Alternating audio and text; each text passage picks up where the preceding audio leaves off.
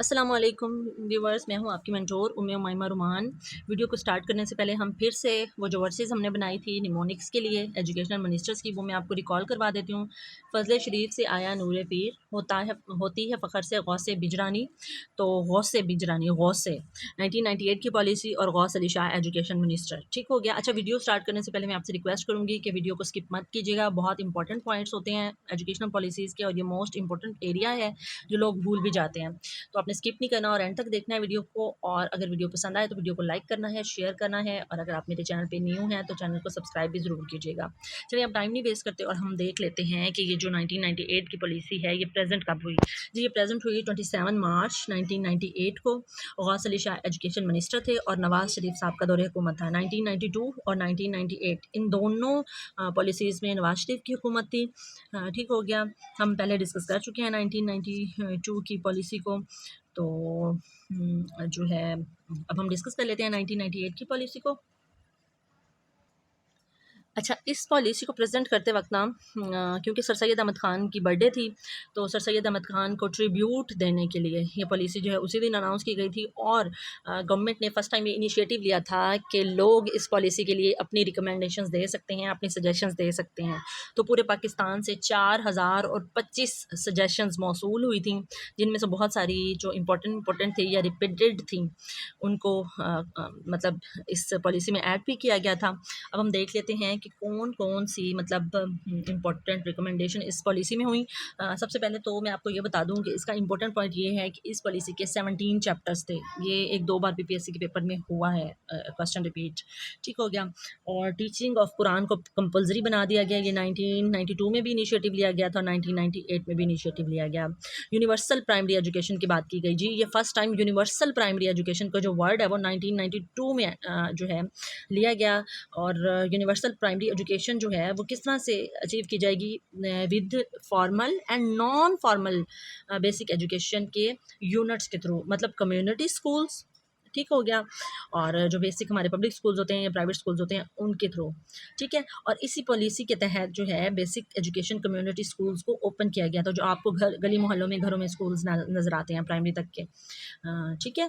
आपने ये बात याद रखनी है, बिल्कुल नहीं भूलना, ये बहुत इंपॉर्टेंट पॉइंट है। उसके अलावा लर्निंग टूल्स जो हैं वो फर्स्ट टाइम जो है लर्नर की नीड्स के लिए इस चीज़ पे फोकस किया गया, मतलब एवी एड्स पे।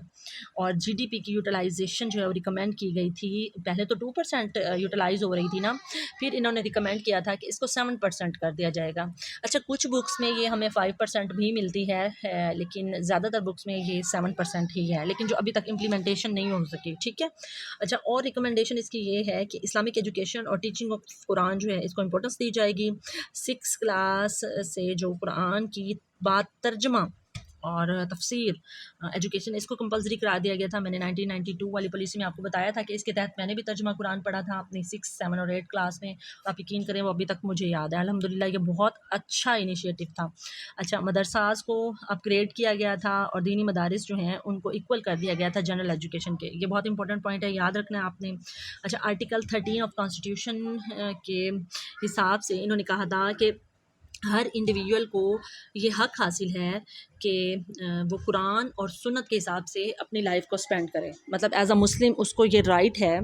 आर्टिकल 13 मैं दोबारा बता देती हूँ, इस पे फोकस किया गया इस एजुकेशन पॉलिसी के तहत कि वो कुरान और सुन्नत के तहत हर बंदा अपनी ज़िंदगी को बसर करने के लिए खुद मुख्तार है। अच्छा, मैंने आपको 1979 वाली पॉलिसी में बताया था कि हैंडी क्राफ्ट्स पे मेन जो फोकस है वो 1998 की पॉलिसी में था। हैंडी कैप्ड 1979, हैंडी क्राफ्ट 1998, ये आप लोगों ने नहीं भूलना, ये दोनों बहुत इंपॉर्टेंट पॉइंट्स हैं। उसके अलावा नॉन फॉर्मल एजुकेशन के हिसाब से अगर देखा जाए तो 10 से 14 साल के बच्चों के लिए इन्होंने एडमिशन्स प्रोवाइड किए थे कम्युनिटी स्कूल्स में, जिसको नॉन फॉर्मल एजुकेशन कहा जाता है। अक्सर स्टूडेंट्स मुझसे क्वेश्चन करते थे कि मैम जो कम्युनिटी स्कूल्स होते हैं वो फॉर्मल एजुकेशन में काउंट होंगे या नॉन फॉर्मल। जी, वो नॉन फॉर्मल एजुकेशन में काउंट होंगे। और फीमेल जो हैं उनको हैंडीक्राफ्ट्स की स्किल्स में जो है वो बहुत ज़्यादा ट्रेंड किया जाएगा। और पाकिस्तान के नेशनल लेवल पे बल्कि इंटरनेशनल लेवल पे इस चीज़ को ले जाने की कोशिश की जाएगी। उसके अलावा नॉन फॉर्मल स्कूल्स जो हैं वो 82,000 स्कूल्स ओपन करने की बात की गई थी। और टीवी और रेडियो के थ्रू इस चीज़ को प्रमोट करने की बात की गई थी। इसको आप सेकेंडरी इंपॉर्टेंस दे सकते हैं। 1 से 5 साल तक के लिटरेसी रेट को जो है अचीव करने की बात की गई थी, जो कि 55% तक, और 2010 तक जो है वो 77% तक इसको अचीव करने की बात की गई। ये इंपॉर्टेंट पॉइंट नहीं है, आप इसको बेशक लर्न ना कीजिएगा। एजुकेशन फॉर ऑल, मैं फिर बता दूं आपको, एजुकेशन फॉर ऑल बहुत इंपॉर्टेंट पॉइंट है। और इसी एजुकेशन फॉर ऑल के तहत इंटीग्रेटेड करिकुलम 3 क्लास तक, जो कि अभी तक राइज है। आप लोगों को पता होगा कि जो हमारे पब्लिक स्कूल्स हैं, अब तो खैर एसएनसी सिंगल नेशनल करिकुलम के तहत पूरे पाकिस्तान में सिवाय सूबा सिंध के जो है इंटीग्रेटेड करिकुलम, लेकिन इस्लामियात को अलग कर दिया गया है। इंटीग्रेटेड करिकुलम आपको पता है, जब बहुत सारे सब्जेक्ट्स एक ही बुक में बस्ता लोड को रिड्यूस करने के लिए ऐड कर दिए जाते हैं, तो फिर उसको हम इंटीग्रेटेड करिकुलम कहते हैं। तो अक्सर पीपीएससी में ये क्वेश्चंस आते हैं कि विच पॉलिसी फोकस ऑन रिड्यूस्ड बस्ता लोड। तो इसका आंसर 1998 की पॉलिसी बनता है, क्योंकि इंटीग्रेटेड करिकुलम की बात जो है वो 1998 की पॉलिसी में की गई। ये बहुत इंपॉर्टेंट पॉइंट है, आपने याद रखना है। और डिफरेंट दूसरे भी एस्पेक्ट्स हैं, लेकिन वो ज़्यादा इम्पोर्टेंट नहीं है, इसलिए हम उसको डिस्कस नहीं करेंगे। अच्छा, सर्विस के जो रूल्स हैं ना टीचर्स के लिए, वो भी रिवाइज़ किए गए थे इस पॉलिसी में, ठीक है। और सेकेंडरी एजुकेशन के हवाले से वर्ड ऑफ वर्क का वर्ड यूज़ किया गया था। मतलब वर्ड ऑफ वर्क के हिसाब से बात की गई थी, तो उसका असल मकसद क्या था ये मैं आपको बताती चलूँ कि आर्ट्स मतलब फ़नून लतीफ़ा और वोकेशनल स्किल्स, इन पे बहुत ज़्यादा फोकस किया जाएगा, और एक प्रोडक्टिव सिटीज़न बनाने पे काम किया जाएगा। इसको आप सेकेंडरी इंपॉर्टेंस दे सकते हैं।